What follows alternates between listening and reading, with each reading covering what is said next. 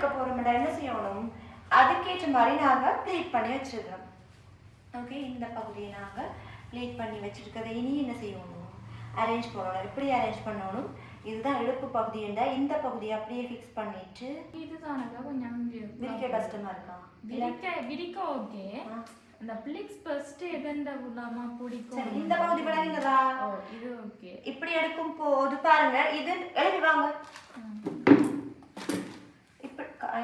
இப்படி எடுக்கும் போது இந்த பகுதி வந்து மேல நிற்கும் பாருங்க, இந்த பகுதி மேல நிற்கும். அப்ப இதுதான் சொருங்குற பகுதி. அப்ப இதைத்தான் நாங்க எப்படி விரிக்கணும், குட்டி குட்டியா